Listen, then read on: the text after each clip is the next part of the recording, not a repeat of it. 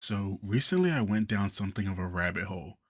Started with watching a video about the development of Final Fantasy Versus 13, which, just as a side note, will probably go down as one of my biggest gaming what ifs ever, perhaps.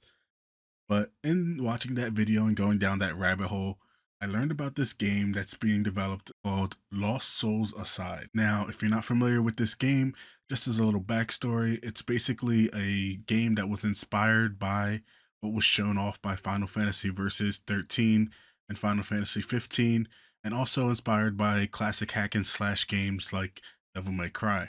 It started as just a fan project, basically developed by one guy, and eventually got picked up by Sony for their indie developer program where they gave him a team to help work on the game. Now, I'm just coming onto this game in 2024, but for people who have been following the development of the game, it's been a long journey that is hopefully finally coming to an end within the next year or so. Now, with all that context, this video isn't here to proclaim that this will be the next big thing.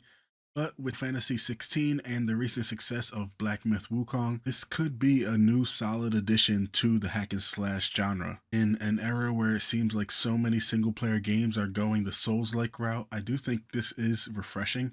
And I'm always going to support new IP. So if they stick the landing, that'll be great for everyone. And I also think with the success of Black Myth Wukong, even though this is more of a smaller project where that was a AAA title, I do think if we continue to get good solid games coming out of China, it'll be good for the market overall. But enough of my spiel, that wasn't the true purpose of this video. Recently they showcased new gameplay at ChinaJoy 2024, which is an event in China obviously, and pretty much strictly garnered towards a Chinese audience. So while the video of the live stream and interview and the gameplay is up, there's no translation, unfortunately. So, out of curiosity, I figured why not try and see if we can get it translated. Now, as a fair disclaimer, this is machine translated, though there might be some inaccuracies. But let's go ahead and break down some of what was said in the interview as well as during the gameplay, because while there wasn't a ton of details, I do think there were some interesting tidbits. So, to start off, they acknowledge the game has been in development for a long time.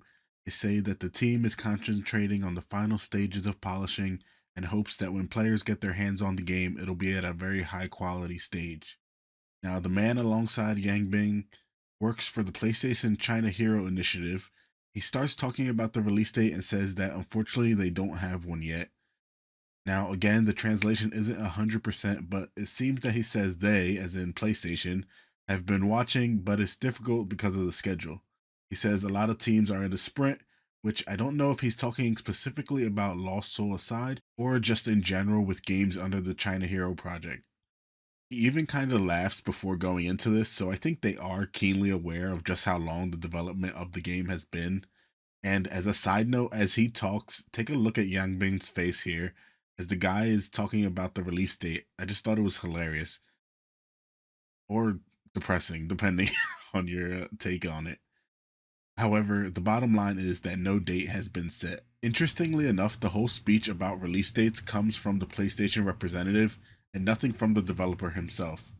Though I guess at the end of the day, that is the role of publishers, so it does make sense that he'd be the one to talk about it. But overall, I do think they are increasingly aware of the long development time of the game.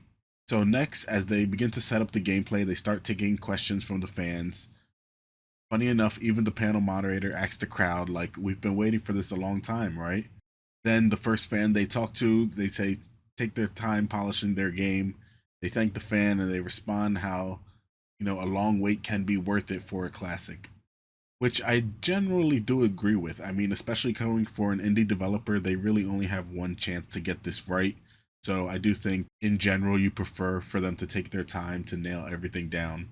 Next, another fan asks if Lost Soul Aside will be coming to PC simultaneously, and the publisher rep says they haven't decided yet and that it depends on the budget.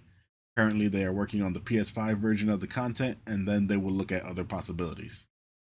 Gameplay kind of speaks for itself, so you can just watch that on the screen. But just some notes, he does say that they've done a lot of polishing recently, and they're now showing off some of the recent upgrades they've introduced.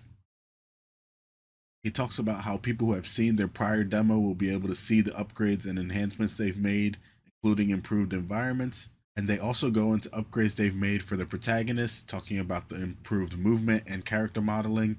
They talk about the hair and the skin, funny enough, as well. They mention how when development first started, it was still the PS4 era, and how they want to make sure the polish is up to the standard of the current generation. As they continue, they talk about the visual enhancements that we're seeing on screen and just talking in general about how the game started production when the PS4 was still around and just how they want to polish and make sure that the visual standards are up to the current generation.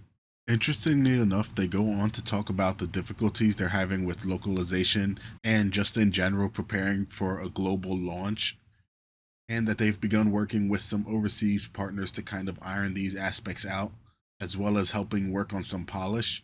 I do think this is a pretty understandable hurdle, and I also think it's a good sign as well. I mean, even Square Enix will still run into road bumps with their localization where it's not 100% accurate, but I do think the fact that they're moving on to a localization step does mean that there is at least significant work done, certainly in the story, certainly in the story aspect, and perhaps that they've been finalizing aspects like the UI and things of that nature. They go on to mention how things like the art, the combat, everything is just continuously being updated so that it is a hard process. And they do mention that they want to meet the user's expectations, which, I've just discovered this, but for people who have been following the game for a long time, I'm sure there is a healthy amount of expectations. They want the game to be good, especially after all these years of waiting. They go on to talk about how the feedback from players does go into their development process.